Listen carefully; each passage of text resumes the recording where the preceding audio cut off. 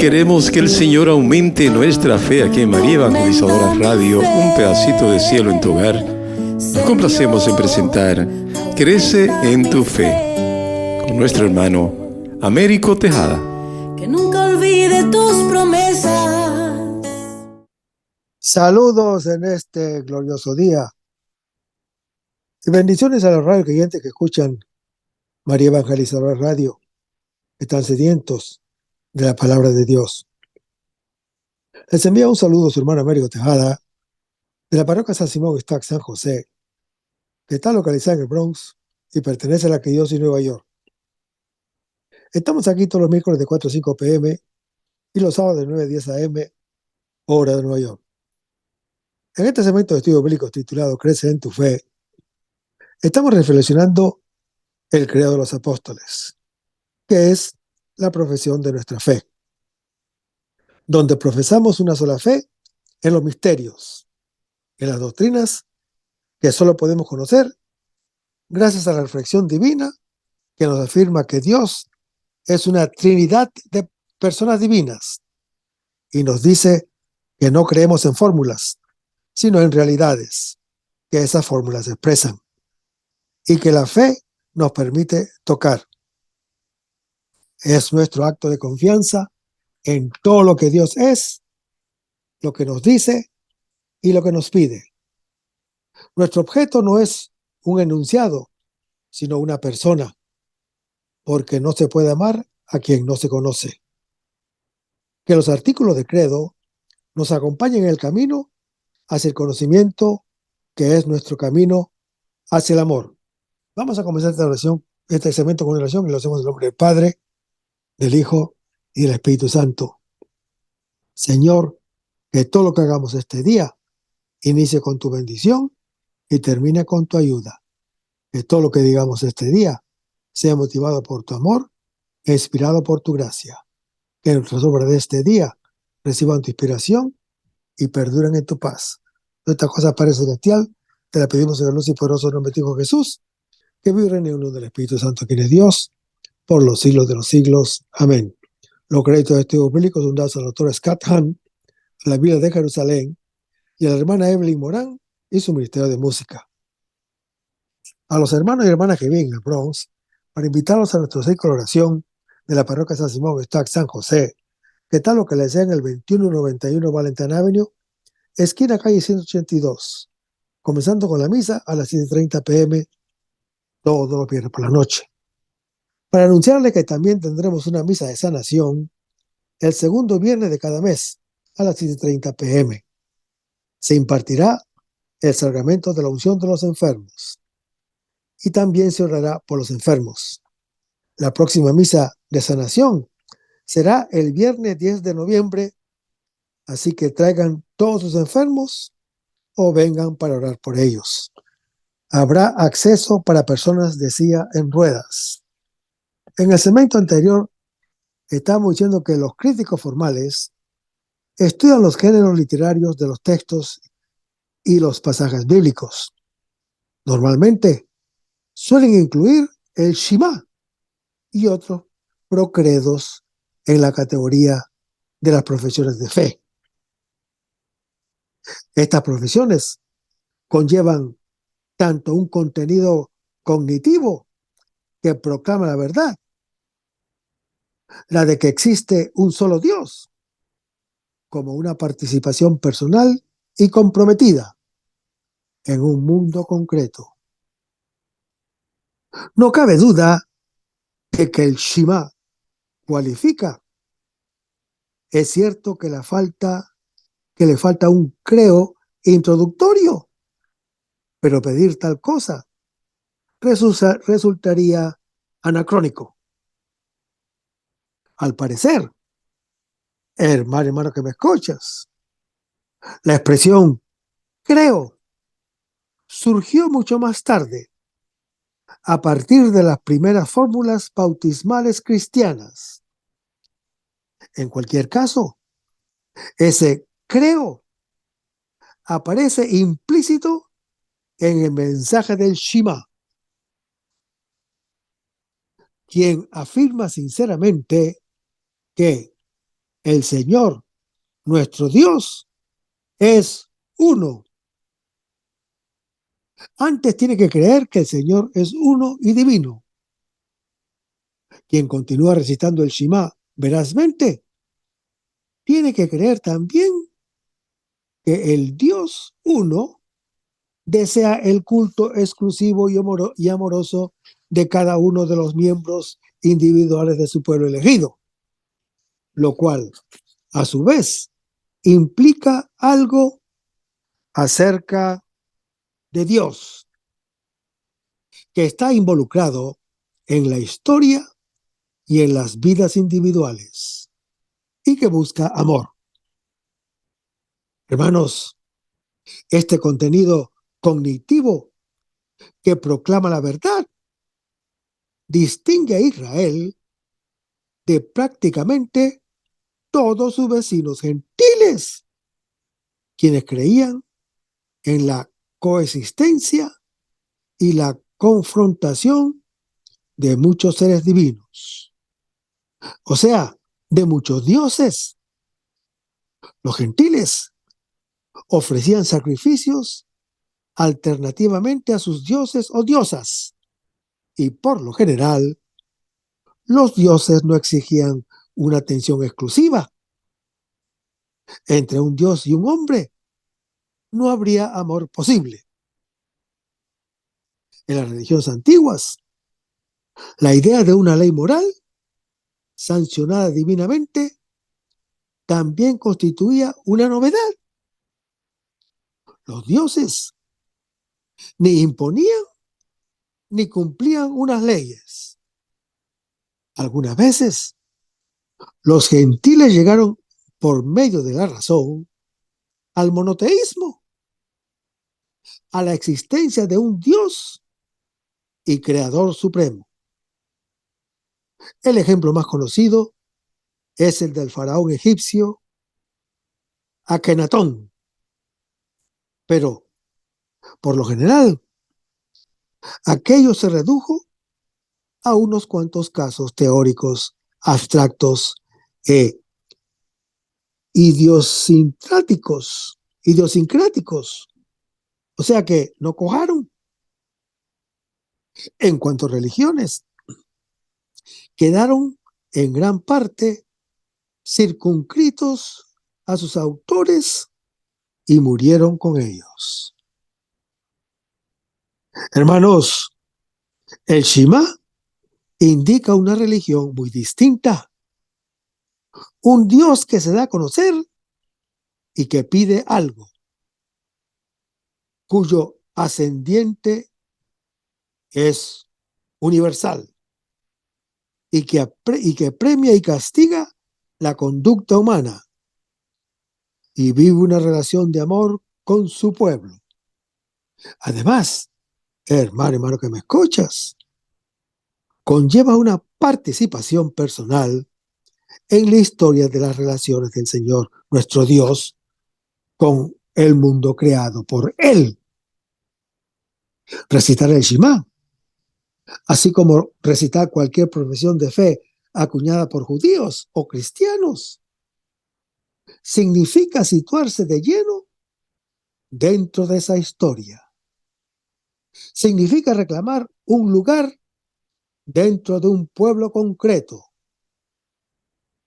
Toda la historia de la religión de Israel habla de esa relación particular del Señor Dios con su pueblo.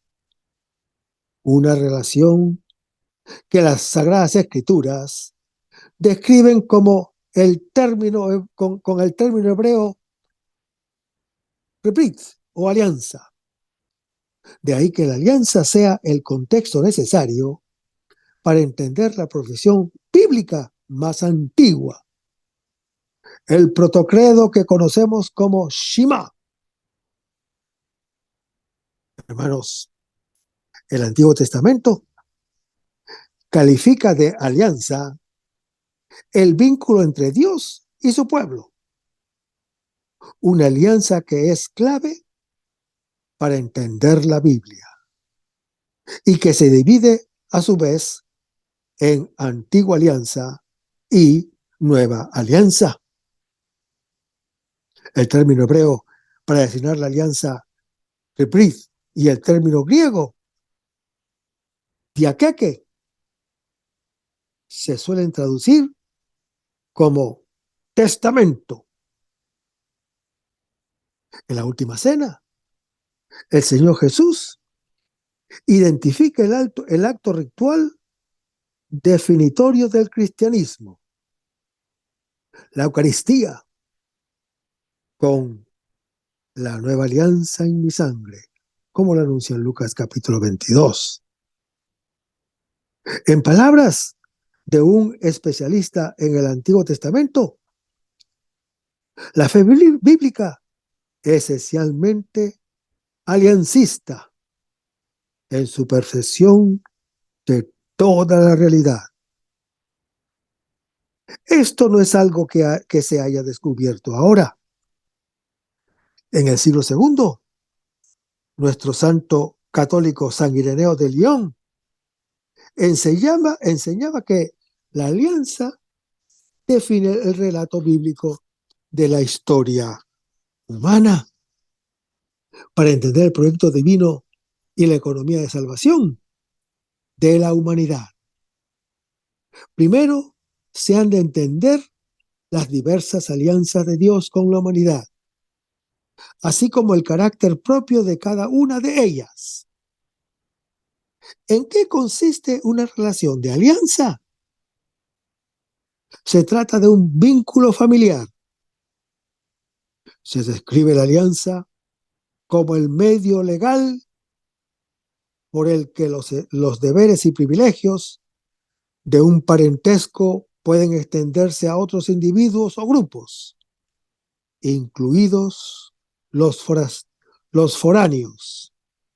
Así pues, hermano que me escuchas, la alianza crea un vínculo familiar allí donde no existía previamente. El matrimonio y la adopción son dos ejemplos que le resultarán familiares a los lectores de hoy en día. En sus diversas alianzas con la humanidad, Dios ha intentado atraernos a la comunión con Él, de modo que podamos vivir una vida no solo buena, sino una vida divina. Él ha permanecido siempre fiel y sus criaturas humanas han incumplido reiteradamente nuestra parte de la alianza. En el mundo antiguo, las dos partes establecían las alianzas por medio de un juramento, del que se ponía a Dios como testigo. Luego esa alianza nueva quedaba ratificada y sellada con la ofrenda de un sacrificio y una comida ritual compartida. Así lo demuestran los relatos del Antiguo Testamento, que recogen las alianzas de Abraham y Moisés. La de Abraham en Génesis capítulo 15 y la de Moisés en Éxodo capítulo 24. Hermanos, todas las alianzas imponían unas obligaciones a las partes implicadas. El cumplimiento de esas exigencias traía consigo bendiciones y recompensas. Su incumplimiento traía consigo maldiciones y castigos, algo que en ningún otro sitio se afirma de forma tan explícita como en el libro del Deuteronomio.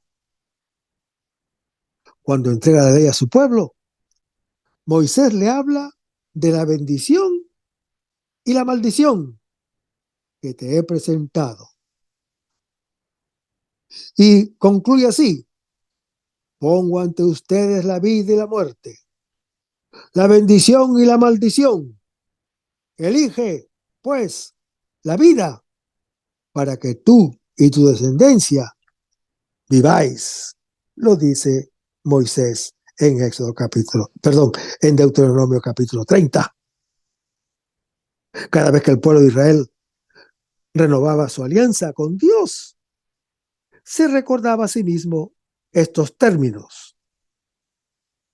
Cualquier confesión de la existencia y de la acción de Dios implicaba una aceptación de los términos de la alianza. Por eso es lógico que esas renovaciones adquirieran a menudo la forma de voto o juramento. Proclamar la verdad acerca de Dios significaba insertarse en la historia de Israel, que es la historia de la alianza. Las declaraciones con las que se renovaba la alianza solían pronunciarse en voz alta. El verbo que se empleaba habitualmente para referirse a ello es confesar o confesar con la boca. Los judíos de habla griega utilizaban el término homología, adoptado por los primeros creyentes para usarlo en sus declaraciones de fe. El Shema cumplirá una función de confesión que recordaba al pueblo elegido 2 veces al día la verdadera doctrina de Dios, tal y como le fue revelada a Moisés. En su forma más extensa, le recordaba también la alianza con Israel y sus bendiciones y maldiciones. Durante la antigüedad, los judíos invocaban este principio básico con una forma abreviada y solían limitarse a decir: Dios es uno. Estas pocas palabras constituían un símbolo representativo de toda la verdad, de toda la alianza, con toda su ley, con toda su vida y su culto sacrificial.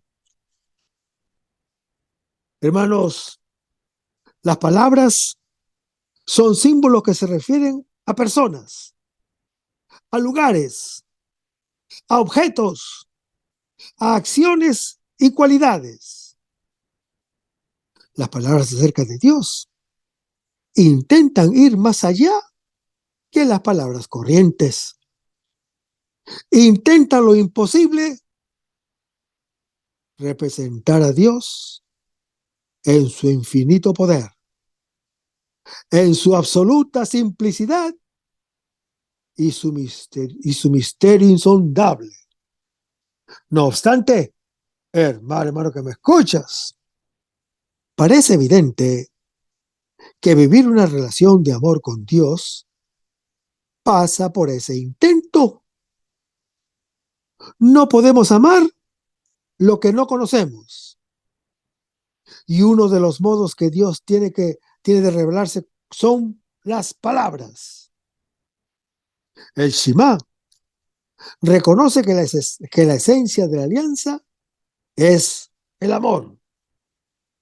Dios reclama el amor de su pueblo tanto con las obras de la ley como con las creencias que confiesa. Esta verdad es tan antigua como la alianza. Formó al pueblo elegido y lo hizo uno. Lo dotó de su identidad y de un principio que ordenaba toda su vida. Le hace quien es.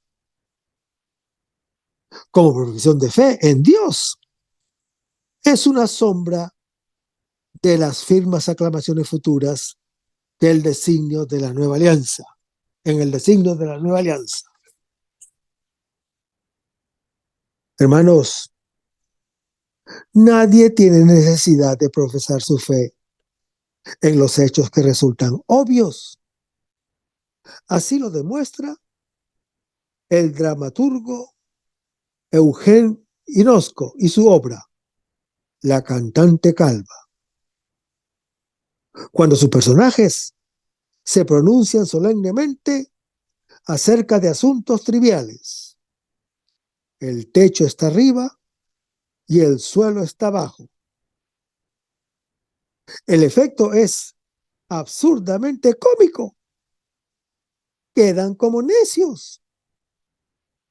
Lo que se espera del auditorio es que se eche a reír. El contenido de una frase como esa no carece de sentido.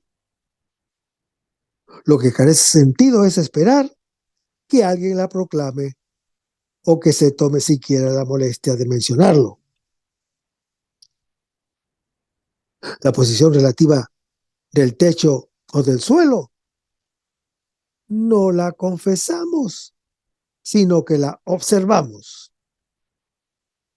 Las afirmaciones que confesamos son solemnes porque expresan un acto de fe interior en algo sumamente importante, algo esencial, pero inconocible o muy difícil de conocer, al margen de la revelación divina. No confesamos nuestra fe en las cosas visibles, sino en las invisibles y eternas. Vayamos a 2 Corintios capítulo 4, versículo 18. Hermanos, los sufrimientos apostólicos son considerados ahora, en función de la vida futura, llena de gloria, la vida presente, en la que a cada momento nos vemos a orillas de la muerte. Terminará ciertamente presa de la muerte, pero nada importa. Una vida nueva y una morada eterna ya nos esperan. Nuestro hombre exterior es nuestro ser pasible y mortal, con todas sus fuerzas físicas, con todas sus emociones y sus apetitos, según lo anuncia el apóstol Pablo en su epístola a los Romanos, capítulo 7. Nuestro hombre interior es el hombre nuevo, recreado en Cristo, que ha vuelto a encontrar la rectitud primera como imagen de Dios que es y que ha sido hecho morada del Espíritu Santo, el cual lo ilumina y lo guía, según lo anuncia Colosenses capítulo 3. Hermanos, el hombre nuevo se opone al hombre viejo, sujeto a la seducción de las concupiscencias y esclavo del pecado, según lo anuncia Romanos capítulo 6. Mientras nuestro ser material va en camino a su destrucción, nuestro ser cristiano se renueva de día en día, gracias a la acción del Espíritu Santo que lo habita, y va adquiriendo una transformación espiritual cada vez mayor. La vida apostólica presente puede estar llena de tribulaciones, pero son nada en comparación con el peso eterno de gloria que sobre toda medida ellas nos producen. Solamente es necesaria una condición: tener la mirada fija, no en las cosas y experiencias de este mundo que vemos y que pasa, sino en las realidades del reino futuro, realidades del mundo espiritual, de la gloria, realidades que son invisibles y que no pasan, porque son eternas. Por eso, en el Shema, los judíos confesaban la unicidad de Dios y la elección particular de que eran objeto. Para los gentiles, que adoraban a muchos dioses y no tenían a Israel en especial consideración, el contenido cognitivo del Shema no era evidente en sí mismo. El Shema contenía las creencias que distinguían a Israel de los demás, los principios que lo definían. Hermanos, los primeros cristianos eran judíos, vivían en el mismo medio pagano que sus antepasados, de modo que se veían obligados a hacer la misma confesión elemental de esos antepasados suyos. De ahí que la afirmación que constituye el núcleo del Shema, la de que Dios es uno, aparezca repetidamente en el Nuevo Testamento, como por ejemplo en Romanos capítulo 3, Gálatas capítulo 3, Santiago capítulo 2. No obstante, hermano que me escuchas, los creyentes consideraron necesario resaltar estas diferencias. Debían distinguir sus creencias no solo de los paganos idólatras, sino de los judíos que no reconocían la divinidad del Señor Jesús, ni le reconocían a Él como su Mesías, o sea, el Redentor ungido. Los evangelios nos dan a conocer los primeros pasos de los apóstoles hacia esos actos de fe. Y vosotros, ¿quién decís que soy yo?, le pregunta el Señor Jesús al apóstol Pedro. Y éste responde: tú eres el Cristo, en Marcos capítulo 8. Jesús le contesta: ni la carne ni la sangre son capaces de descubrirlo por medio de la razón, ni el hecho de que Pedro haya podido deducir basándose solamente en datos sensibles la condición de Mesías del Señor Jesús le ha sido revelado al apóstol Pedro por Dios, que está en los cielos. Lo anuncia Mateo capítulo 16. Y el apóstol Pedro. Pero vayamos primero a Mateo capítulo 16, antes de hablar del apóstol Pedro. Hermanos, este pasaje habla de la profesión de fe del apóstol Pedro y las promesas del Señor Jesús. Cesarea de Filipo, ciudad cerca de una de las principales fuentes del río Jordán, sobre la falda sur del monte Hermón. Algunos identifican el lugar con Baal Hermón, porque existen evidencias de que era el asiento del culto pagano cananeo, en el cual se hacían sacrificios humanos. El rey Herodes Filipo, hijo de Herodes el Grande, que en esa época era el gobernante de esa región, que mandó construir una ciudad en este sitio, una ciudad en ese sitio, en honor al César, emperador romano, y asimismo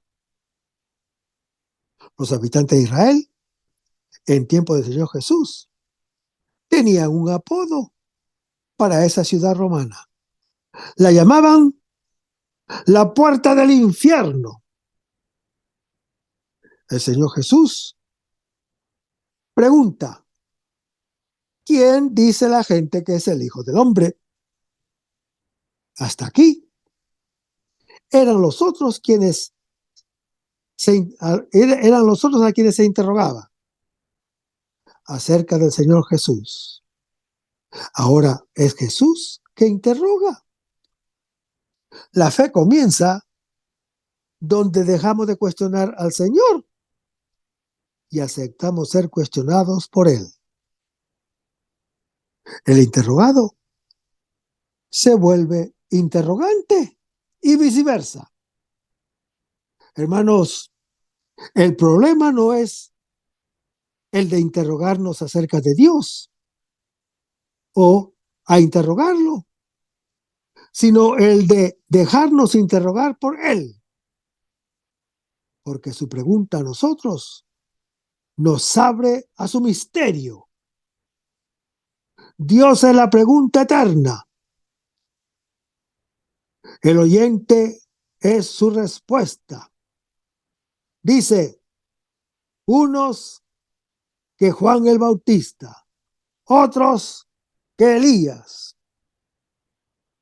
Son las figuras religiosas más eminentes del pasado, con una historia de acción y de pasión por la palabra de Dios. Pero tienen un común. ¿Tienen en común qué? El no haber sido comprendidos durante su vida. Dice, ¿y ustedes? ¿Quién dice que soy yo? La respuesta del apóstol Pedro a la pregunta del Señor Jesús es diferente. Es otra. Y es santa. Es sugerida por el Padre Celestial, a quien el Hijo revela. Dice el apóstol Pedro, tú eres el Cristo, el Hijo de Dios vivo. Hermanos, esta es una confesión de fe de la mesianidad del Señor Jesús y también su filiación divina, porque Cristo significa ungido y se refiere a la antigua costumbre de inaugurar a los nuevos reyes de Israel mediante un aceite perfumado que se les derramaba sobre la cabeza y que simbolizaba que el rey, a partir de ese momento, estaba lleno del Espíritu Santo para defender con fortaleza a su pueblo y gobernarlo con sabiduría. Vean por favor la acción del rey David descrita en 1 Samuel capítulo 16. Luego, hermano que me escuchas, al reconocer al Señor Jesús como el Cristo, Simón, el futuro apóstol Pedro, lo proclama como al rey prometido, lleno del Espíritu Santo, que guiará al pueblo de Dios, librándolo del enemigo infernal y conduciéndolo con sabiduría a la casa del Padre Celestial. Pero la segunda cosa que dice Hijo de Dios es más ambigua. En el Antiguo Testamento se usaba este término en sentido figurativo, aplicándolo al rey de Israel, en cuanto que éste era amado, guiado y protegido de modo particular por Dios, el Dios Yahvé, para bien de su pueblo, según lo anuncia 2 Samuel capítulo 7. Y en el Salmo número 2, el salmista dice, tú eres mi hijo, yo te he engendrado hoy. Y en este sentido figurativo, desde luego, el rey de Israel, el pueblo de Israel, inclusive el Señor Jesús, puede llamarse Hijo de Dios. Pero en este caso específico hay más, hay algo mucho más. Pues al Señor Jesús este término se le aplica en sentido estrictamente literal.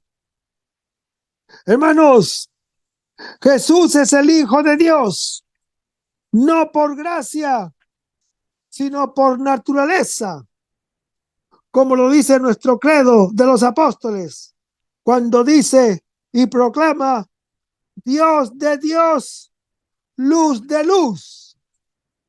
Pero, ¿cómo sabemos que este es el sentido de esta expresión en el caso del Señor Jesús? Porque él mismo llamaba a su padre, a Dios su propio padre, como muy correctamente lo entendían los judíos en Juan capítulo 5.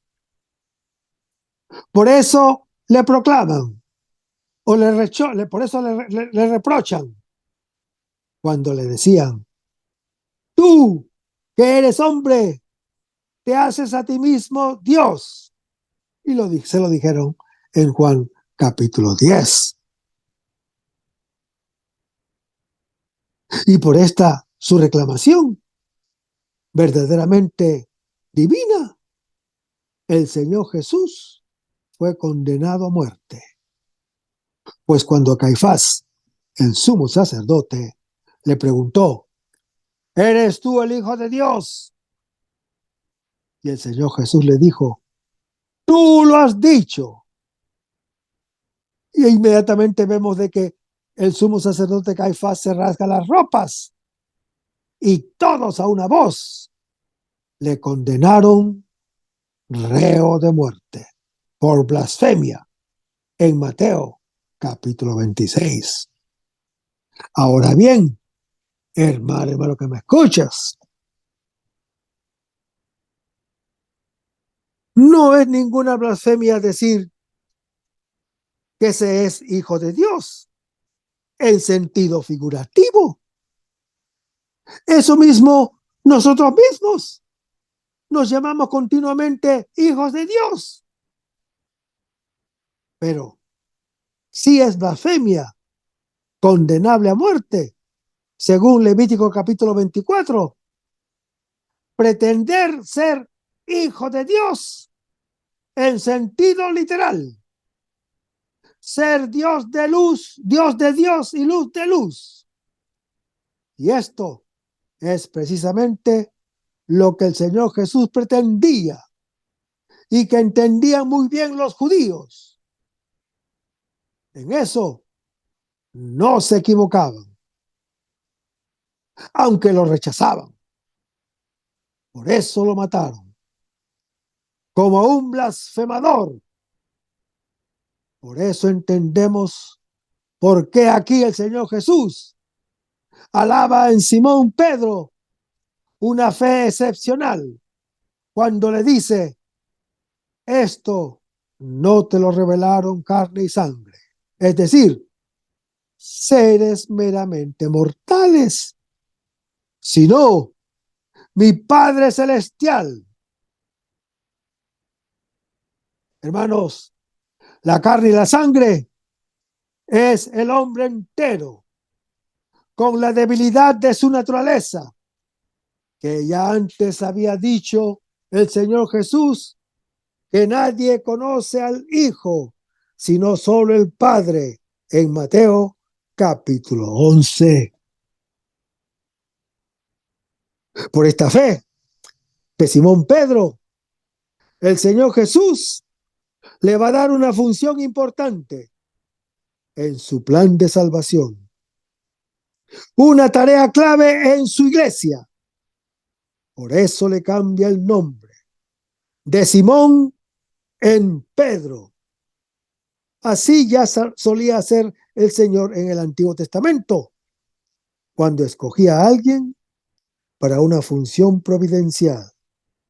A Abraham le llamó Abraham, a Jacob le llamó Israel, a Salomón le llamó Yedidas, a María le llamó llena de gracia. Hermanos, este nuevo nombre suele expresar algo de la misión que Dios encarga a tal persona. Por eso, lo de Kefas o Pedro es muy significativo, pues la palabra Kefa en arameo significa roca, significa peña, significa piedra. Nunca antes se había usado esta palabra como nombre propio. Ahora el Señor Jesús se la aplica a Simón, llamándole en arameo Kefas. Pues bien, hermano que me escuchas, ¿por qué razón le puso el Señor Jesús este nombre? ¿Por qué? Porque el apóstol Pedro va a ser el fundamento del nuevo pueblo, pueblo de Dios. Fundamento por razón de su fe. De la misma manera que fue Abraham, había sido fundamento del viejo pueblo de Dios por razón de su fe. Y un tal fundamento firme, inconmovible, formado por roca viva, es necesario para la casa de Dios, que es la iglesia del Dios vivo. Hermanos, la palabra iglesia significa asamblea. A veces en el Antiguo Testamento se designa la asamblea como el pueblo santo de Dios en Deuteronomio capítulo 9. El Señor Jesús da ese nombre a la comunidad con la que sella la nueva alianza en Mateo capítulo 26, de la que el apóstol Pedro, o sea, Kefas, según Juan capítulo 1, será la primera piedra. La iglesia comenzará en la tierra por una sociedad organizada, cuyo jefe el Señor Jesús instituye. Y aquí en Cesarea de Filipos, lugar donde se adoraban deidades semitas, lugar donde Baal, el dios cananeo, que fue adorado allí durante tiempos del Antiguo Testamento, según Josué capítulo 11, Crónicas capítulo 5 y Jueces capítulo 3, que en tiempo del Señor Jesús le llamaban como apodo las puertas del infierno. El Señor Jesús había escogido este lugar arropado por la presencia demoníaca, un lugar con historia de adoración pagana y sacrificios humanos. Fue allí, en ese infernal ambiente, que el Señor Jesús decidió pronunciar la principal profecía respecto al destino final de su iglesia, la única iglesia que fundó el Señor Jesús, su iglesia católica. Hermanos, el Señor Jesús quiso ir al lugar más malvado posible y pararse ante la puerta principal del diablo, proclamando que él, o sea, el Señor Jesús, triunfaría sobre las fuerzas del mal. La palabra abismo, en griego, Hades, corresponde al Seol hebreo, que designa la región de los muertos, según lo anuncia Números capítulo 16. Por eso, el Señor Jesús promete que jamás las puertas del infierno, es decir, las potencias del mal, podrán derribar o vencer a ese pueblo suyo, a esa iglesia católica que él mismo funda y cimenta sobre la roca, que es la fe del apóstol Pedro. Hermanos, Esta es una gran promesa. Ciertamente, el que no cae no se debe al apóstol Pedro en sí, sino a aquel que está con Pedro y actúa por medio de él. Es decir, hermano que me escuchas, Cristo mismo que dijo, yo estoy con ustedes todos los días hasta el fin del mundo. Y lo anuncia en Mateo capítulo 28. Después, el Señor Jesús le dará al apóstol Pedro las llaves del reino de los cielos. Pues bien, hermano que me escuchas, como símbolo de esta delegación de poderes, el rey solía confiar a su vicario o virrey esas llaves que guardaban los secretos más importantes del reino. Así lo vemos en el caso de Eliaquim, virrey de Israel en tiempo de Isaías, el profeta. Dice, tu autoridad pondré en su mano y él será padre para todo el pueblo de Judá. Pondré la llave de la casa de David sobre su hombro. Él abrirá y nadie cerrará. Él cerrará y nadie abrirá. Por favor, hermano, léanlo, léanlo. Isaías capítulo 22. Por eso nosotros decimos que el seguidor de Pablo, de Pedro, el Papa, nuestro primer Papa, que viene a ser Papa Francisco, es el que tiene las llaves del reino de los cielos y que tiene los poderes para abrir y abrir, cerrar y abrir. Y eso nadie lo puede refutar. Nadie, pero nadie lo puede refutar. Ahora, la palabra atar y desatar, que habla Mateo capítulo 16, en el lenguaje de los rabinos judíos, es condenar o absolver, es prohibir o permitir. Hermanos, el apóstol Pedro y sus sucesores tienen en la Iglesia Católica el poder y el deber de admitir la gente al reino de Dios en la tierra. Es decir, la Iglesia Católica o excluir de ella también tiene un sentido moral, la de perdonar los pecados o no perdonarlos. Si no hay arrepentimiento, por fin, fijémonos en la expresión atado o desatado en el cielo. Quiere decir que el Señor Jesús, sentado como Señor de la historia, en la gloria de Dios Padre, ratificará las decisiones de que haya hecho el apóstol Pedro y que tome como su vicario. Hermanos, la Iglesia Católica siempre ha entendido que este don del apóstol Pedro se transmite también a sus sucesores en la sede episcopal de Roma.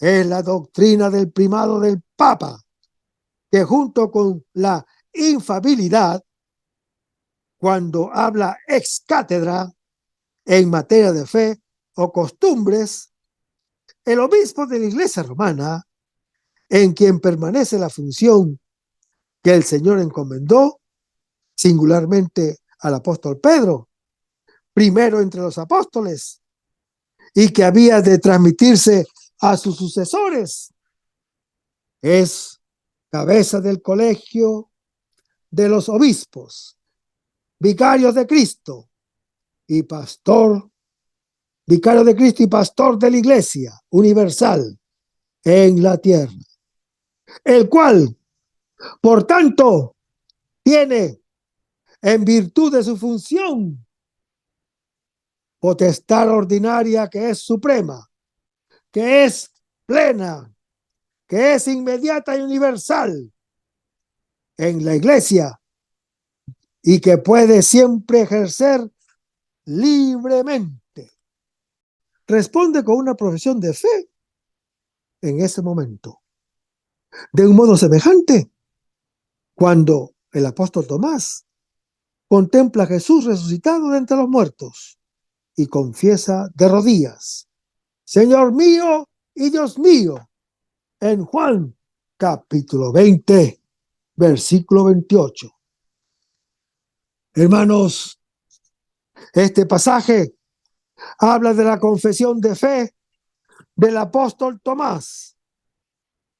Aquí en este pasaje y en Juan capítulo 11, el evangelista Juan narra que el apóstol Tomás es llamado el mellizo o el gemelo, pues en Juan capítulo 20, el apóstol Tomás es un apóstol elegido por el Señor Jesús, según Marcos capítulo 3 y paralelos. Es un personaje de quien el apóstol Juan, el evangelista y apóstol, se ha ocupado en 2 ocasiones más, cuando el Señor Jesús manifestó a sus discípulos la determinación de ir a Judea, donde querían matarlo. Él fue quien audazmente exclamó: vayamos también nosotros para morir con él, en Juan capítulo 11. Y que fue también él quien durante los discursos de despedida se atrevió a exponer al Señor Jesús las dificultades que sentían para entenderlo, cuando le dice: Señor, no sabemos a dónde vas. ¿Cómo podemos saber el camino? En Juan capítulo 14. El apóstol Tomás, nos dice Juan el evangelista, estaba ausente cuando el Señor Jesús se manifestó por primera vez a sus discípulos. Pero ellos le comunicaron la gran noticia. El imperfecto le decían: unido al perfecto hemos visto. Subrayan la actualidad y la permanencia de la impresión causada a la vista del Señor Jesús. El apóstol Tomás, el incrédulo, expresa su incredulidad con toda la fuerza de su temperamento impetuoso. Quiere tener la certeza absoluta de la realidad física del cuerpo del Señor Jesús. Esta incredulidad del apóstol Tomás servirá de argumento perenne para la fe de toda la iglesia. Y el resto, hermano que me escuchas, lo vamos a ver en el próximo segmento. Manténganse en sintonía. Vamos a pedirnos con oración. Lo hacemos en el nombre del Padre, del Hijo y del Espíritu Santo. Señor Jesús, ayúdanos a conservar el fervor espiritual, la dulce y confortable alegría de evangelizar, incluso cuando hay que sembrar entre lágrimas, como Juan el Bautista, como hicieron los apóstoles Pedro y Pablo, y los otros apóstoles, y también esa gran multitud de evangelizadores que se han sucedido a lo largo de la historia de la Iglesia Católica, con un ímpetu interior que nada ni nadie sea capaz de extinguir. Señor Jesús, que sea esta la mayor alegría de nuestra vida entregadas al Evangelio. Y ojalá que el mundo actual pueda así recibir las buenas nuevas de tu Evangelio, porque tenemos la tarea de anunciar el reino de Dios y de implantar tu iglesia en este mundo que todavía no te conocen. Todas estas cosas, Padre Celestial, te las pedimos en el dulce y poderoso nombre de tu Hijo Jesús, que vive en la unión del Espíritu Santo, quien es Dios, por los siglos de los siglos. Amén. Hasta el próximo segmento. Que el Señor nos bendiga. Aumenta mi fe, Señor, aumenta mi fe. Aumenta mi fe, Señor, aumenta mi fe. Que nunca olvide tus promesas, que nunca olvide tus palabras, que Él lo crea, que no lo dude jamás. Tu palabra me dice: todo el que pide se le dará. Y el que toque a la puerta se le abrirá. Todo es posible para ti, Señor. Aumenta mi fe, Señor, aumenta mi fe. Aumenta mi fe, Señor, aumenta mi fe. Aumenta mi fe, aumenta mi fe, aumenta mi fe, aumenta mi fe, aumenta mi fe, aumenta mi fe, aumenta mi fe, aumenta mi fe, Señor.